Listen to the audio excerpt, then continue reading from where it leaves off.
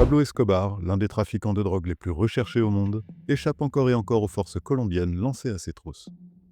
Mais après une traque sans relâche, sa planque est enfin repérée et la poursuite se termine sur les toits.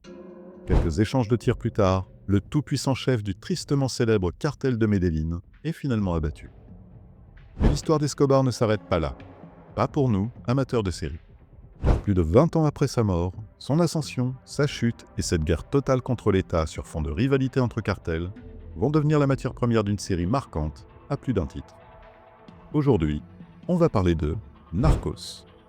Bonjour à tous, je suis Yann et vous êtes sur Verdict en série.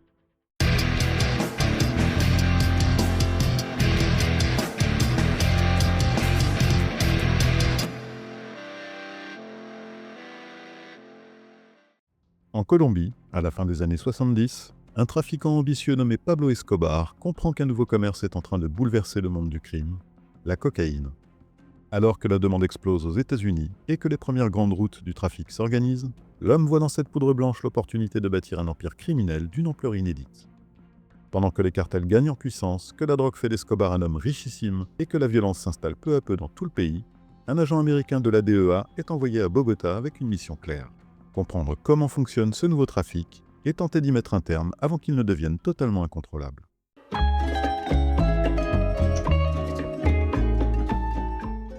Narcos est une série américano-colombienne créée en 2015, mêlant drame, thriller, policier et biographie.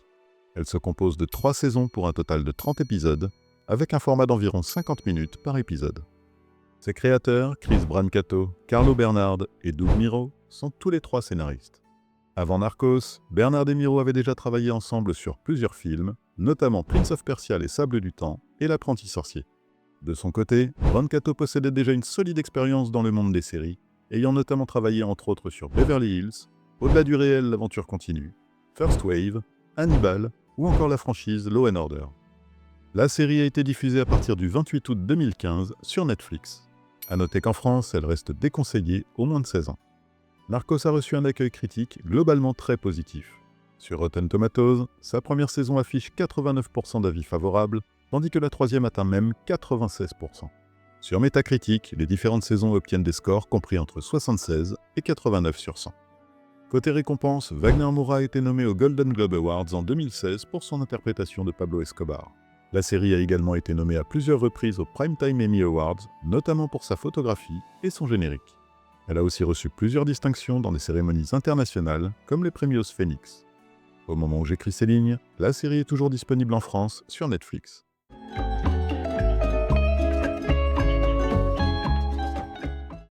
Au départ, j'avoue que Narcos ne me tentait pas vraiment.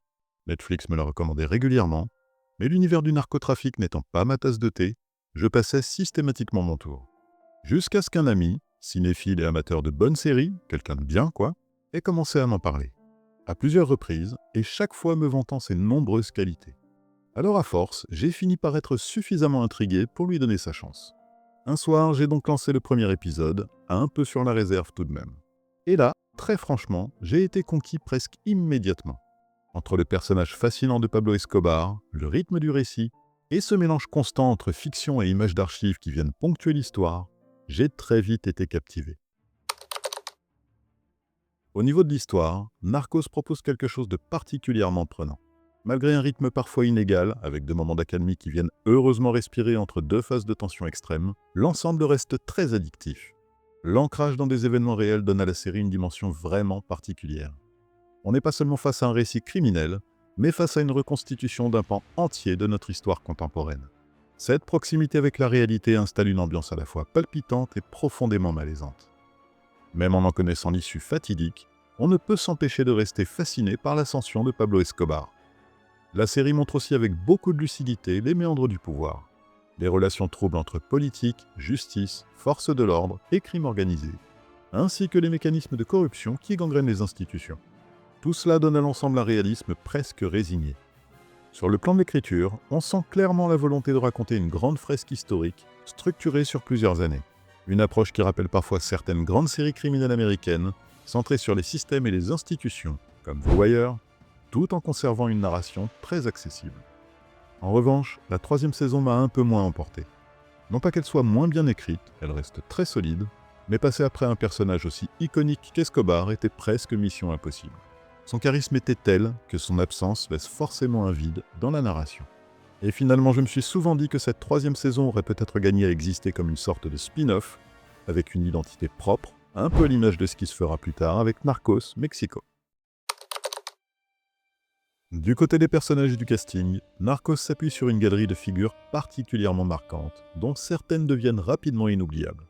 Évidemment, impossible de ne pas commencer par Wagner Moura, tout simplement exceptionnel dans la peau de Pablo Escobar. Le personnage est remarquablement écrit. Un physique presque banal, un ventre proéminent, une démarche parfois pataude, qui contraste violemment avec la brutalité sans scrupules dont il peut faire preuve. C'est précisément cette dualité permanente qui rend Escobar si fascinant à suivre.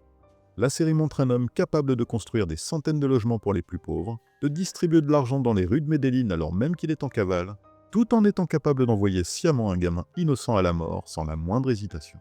Cette ambivalence permanente entre figures quasi paternalistes et criminels impitoyables donne au personnage une profondeur rare. Face à lui, Boyd Holbrook incarne l'agent de la DEA, Steve Murphy. Au départ, le personnage peut sembler un peu lisse, presque trop propre dans son rôle d'agent américain envoyé combattre le cartel. Mais au fil des épisodes, Murphy gagne en complexité. La violence du conflit, la frustration et l'impuissance face à l'ampleur du trafic vont progressivement le pousser vers des zones morales de plus en plus grises, rendant son évolution vraiment intéressante à suivre. À ses côtés, Pedro Pascal s'en sort également très bien dans le rôle de Javier Peña. Avant Narcos, l'acteur s'était déjà fait remarquer dans Game of Thrones, où il incarnait Oberyn Martell, un rôle devenu culte auprès du public. La série contribuera d'ailleurs fortement à installer Pascal comme l'un des visages importants de la télévision des années 2010. La troisième saison introduit également des personnages très marquants liés au cartel de Cali et donne de l'importance à d'autres. On pense notamment à Alberto Hammam, qui interprète Pacho Herrera avec beaucoup de charisme. Mais aussi à l'une des grandes réussites de cette saison, qui reste le personnage de Jorge Salcedo, interprété par Mathias Varela, un homme d'une intelligence remarquable, pris au piège entre plusieurs forces qui le dépassent, et qui devient peu à peu l'une des figures les plus tragiques du récit. Enfin, Narcos accueille aussi quelques apparitions notables, avec par exemple l'acteur Luis Guzman, connu pour ses rôles dans Boogie Nights ou Trafic, et qu'on retrouve dans la première saison. Ces présences ponctuelles viennent compléter un casting déjà très solide, dominé par des acteurs latino-américains qui participent largement à l'authenticité de l'ensemble. Du côté de la réalisation et de l'univers visuel, Narcos fait également un travail particulièrement remarquable. L'un des éléments les plus marquants reste sans doute le mélange entre fiction et véritables images d'archives. Ces séquences viennent régulièrement s'insérer dans le récit et créent un effet saisissant. On passe presque brutalement de la série à la réalité historique, ce qui renforce considérablement l'impact de l'histoire.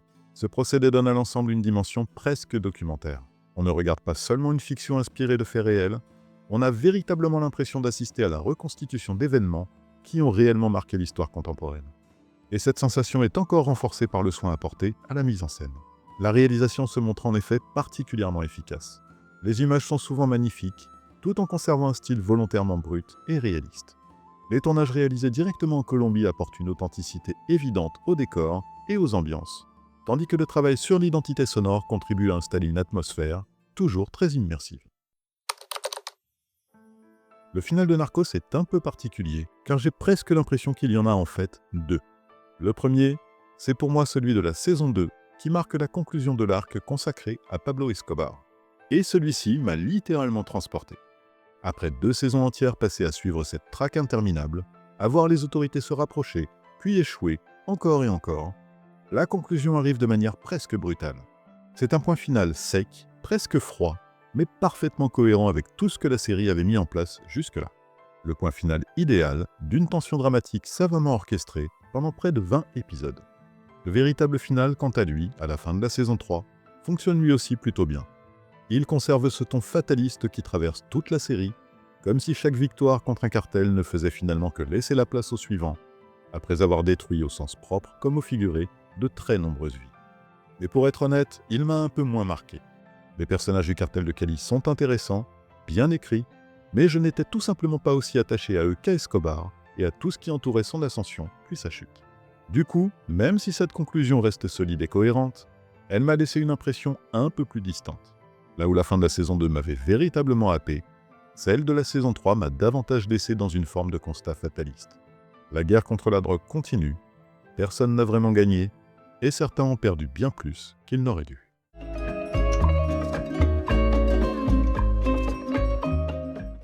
Alors, est-ce que je vous conseille de regarder Narcos? C'est une série criminelle particulièrement prenante, qui parvient à raconter une histoire réelle avec un sens du spectacle et du rythme extrêmement efficace. L'écriture est solide, des personnages marquants, et l'interprétation de Wagner Moura dans le rôle de Pablo Escobar est tout simplement exceptionnelle. Grâce à son mélange de fiction, d'images d'archives et à sa mise en scène très réaliste, la série réussit à créer une fresque criminelle aussi fascinante qu'addictive. Même si la 3e saison m'a un peu moins emporté, notamment parce qu'il est difficile de passer après un personnage aussi iconique qu'Escobar, l'ensemble reste d'une grande qualité et constitue une plongée passionnante dans l'histoire des cartels colombiens. Alors oui, clairement, je vous conseille Narcos sans hésiter. Et ce, même si le sujet ne vous passionne pas forcément de prime abord, comme c'était mon cas. Selon moi, c'est une fresque criminelle captivante et terriblement immersive portée par un personnage central absolument inoubliable, à côté de laquelle il serait vraiment dommage de passer. Merci infiniment d'avoir suivi ce nouvel épisode sur Narcos. Prenez soin de vous et à très vite sur Verdict en série.